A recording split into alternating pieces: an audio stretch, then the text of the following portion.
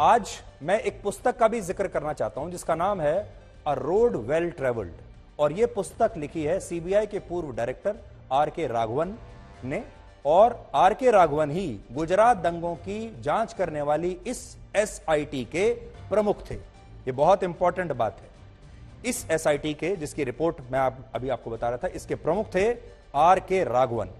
और आर के राघवन ने यह किताब लिखी थी, देखिए, यह उनकी ऑटोबायोग्राफी है, यानी उनकी कहानी है। और इस किताब के पेज नंबर 195 पर उनकी कहानी भी लगभग वैसी ही है जो कहानी मैं आपको बता रहा हूं, कि जैसे मुझ पर दबाव डाला गया कि मैं ये बात झूठ बोल दूं कि इंटरव्यू में उन्होंने ऐसा कहा था, और ये बात साबित नहीं हो सकती थी इसलिए क्योंकि वो इंटरव्यू अब मौजूद ही नहीं है। 2002 में जो इंटरव्यूज हुआ करते थे तब डिजिटल युग नहीं था, तब यूट्यूब नहीं था, तब किसी तरह की इस तरह की कोई टेक्नोलॉजी नहीं थी कि कोई चीज टेलीकास्ट हो जाए तो वो यूट्यूब पर या बाद में डिजिटली मिल जाए, इसलिए वो इंटरव्यू मिला नहीं। और उस समय क्योंकि वो इंटरव्यू नहीं है इसीलिए उसका दुरुपयोग करने की कोशिश की गई। इसमें एसआईटी प्रमुख लिखते हैं कि जब मैंने यूपीए सरकार के मन मर्जी की रिपोर्ट पेश नहीं की और नरेंद्र मोदी को क्लीन चिट दे दी, तो वो लिखते हैं they engineered petitions against me accusing me of favouring the chief minister, यानी उन पर आरोप लगाए कि आपने मुख्यमंत्री को फेवर किया है। The grape wine had it that they misused central agencies to monitor my telephonic conversations. They were, however, disappointed not to find anything incriminating. तो एसआईटी के जो प्रमुख हैं वो खुद कह रहे हैं कि सरकार मुझसे नाराज हो गई और उसके बाद उन्होंने मेरा फोन टैप कराना शुरू कर दिया ताकि ये पता चले कि मैंने इस रिपोर्ट को लिखने में कोई गड़बड़ तो नहीं की। लेकिन सारी फोन टैपिंग के बाद भी उनको कोई सबूत ऐसा नहीं मिला, क्योंकि आर के राघवन अपनी रिपोर्ट में सच कह रहे थे। आर के राघवन आगे ये भी लिखते हैं इसमें अपनी किताब में, Modi's questioning lasted 9 hours in my own chamber at the SIT office. 9 घंटे तक वो कह रहे हैं मेरे अपने दफ्तर में मोदी की पूछताछ हुई। मल्होत्रा जो पूछताछ कर रहे थे told me later that Modi kept his cool right through the marathon sessions which ended late at night. He never parried questions nor did he give the impression of padding up his responses. और जब मल्होत्रा ने, जो कि उनसे सवाल कर रहे थे, उनसे पूछा कि क्या आप लंच के लिए ब्रेक लेना चाहेंगे, तब मोदी ने कहा कि मुझे लंच नहीं करना, आप लगातार पूछताछ करते रहिए, मुझे लंच नहीं चाहिए।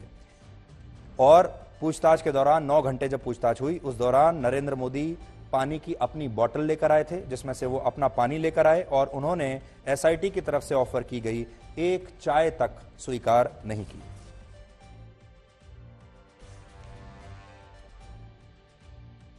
तो ऐसा इसमें लिखा है। यहां पर हम आपको फिर से ये क्यूआर कोड आज दिखाना चाहते हैं, और आप चाहें तो अभी इसकी एक तस्वीर खींच सकते हैं, और हम चाहते हैं कि आप इसे ज्यादा से ज्यादा लोगों को फॉरवर्ड करें, शेयर करें, ताकि एसआईटी की ये क्लोजर रिपोर्ट और सुप्रीम कोर्ट की रिपोर्ट ज्यादा से ज्यादा लोगों तक पहुंच पाए। क्योंकि अभी हो ये रहा है कि जिस देश ने भारत को लगभग 200 वर्षों तक बांटो और राज करो की नीति के तहत अपना गुलाम बनाकर रखा, उसी देश का एक सरकारी चैनल आज फिर से वही काम कर रहा है। और उस जमाने में हमारे ही देश के कुछ लोग ऐसे थे जिन्होंने हमारे साथ गद्दारी की थी और अंग्रेजों का साथ दिया था। वैसे ही कुछ लोग आज भी हैं जो बीबीसी की इस डॉक्यूमेंट्री का क्यूआर कोड बनाकर लोगों को बांट रहे हैं। आपको अगर देखनी है वो बीबीसी की डॉक्यूमेंट्री देखिए, लेकिन आज हमारा आपको ये कहना है कि एक नहीं दूसरा क्यूआर कोड भी रख लीजिए। डॉक्यूमेंट्री देखने के बाद ये क्लोजर रिपोर्ट जरूर पढ़िए, और सुप्रीम कोर्ट की जो रिपोर्ट है उसे भी जरूर पढ़िए, और फिर अपना दिमाग लगाइए और सोचिए कि कौन सच कह रहा है, कौन झूठ। आपको अपने देश की संस्थाओं पर भरोसा है, अपने देश के अफसरों पर भरोसा है, अपने देश की सुप्रीम कोर्ट पर भरोसा है, या फिर ब्रिटेन के इस सरकारी चैनल पर भरोसा है। आज अगर आप देखेंगे तो बीबीसी की डॉक्यूमेंट्री को लेकर हमारा देश 2 भागों में बट गया है। इस डॉक्यूमेंट्री को दिखाने के लिए हमारे देश के शैक्षिक संस्थानों का इस्तेमाल हो रहा है। ये तस्वीरें दिल्ली की अंबेडकर यूनिवर्सिटी की हैं, जहां आज इसी डॉक्यूमेंट्री को दिखाने के लिए छात्र नेताओं और संगठनों द्वारा बड़ा हंगामा किया गया, और इस दौरान इन छात्रों द्वारा आजादी के नारे लगाए गए।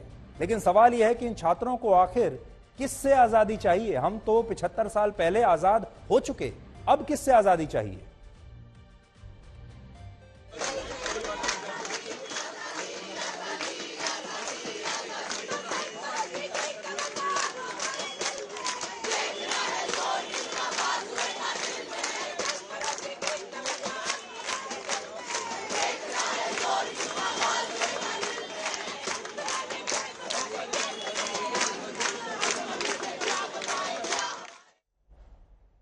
अंबेडकर यूनिवर्सिटी में जो हंगामा हुआ उसके पीछे दो छात्र संगठन हैं, एक स्टूडेंट्स फेडरेशन ऑफ इंडिया और दूसरा है ऑल इंडिया स्टूडेंट्स एसोसिएशन, और ये दोनों ही लेफ्ट पार्टियों की छात्र इकाइयां हैं। यानी ये छात्र नहीं हैं, ये असल में कार्यकर्ता हैं। और बड़ी बात यह है कि इन छात्र नेताओं द्वारा आज यूनिवर्सिटी में डॉक्यूमेंट्री की स्क्रीनिंग करने के लिए QR कोड बांटे गए, लेकिन इस दौरान यूनिवर्सिटी में बिजली की सप्लाई बंद कर दी गई और छात्रों को कहा गया कि वो ऐसा कोई भी कदम ना उठाएं जिससे यूनिवर्सिटी की शांति भंग हो।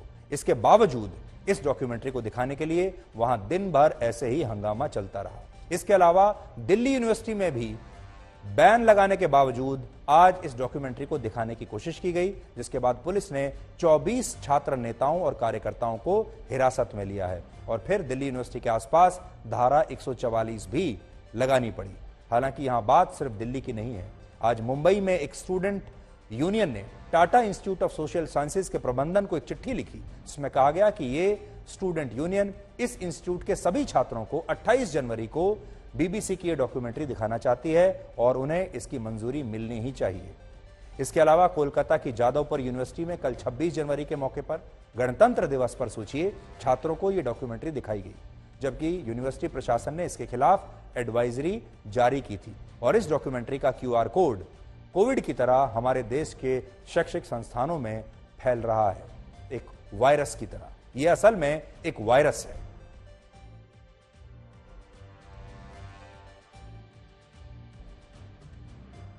अब आप ये देखिए कि भारत में तो BBC की इस डॉक्यूमेंट्री पर खूब तालियां बज रही हैं, लेकिन ब्रिटेन में इसी डॉक्यूमेंट्री को झूठ और प्रोपेगेंडा बताया जा रहा है। ब्रिटेन के एक सांसद हैं जिनका नाम है बॉब ब्लैकमैन।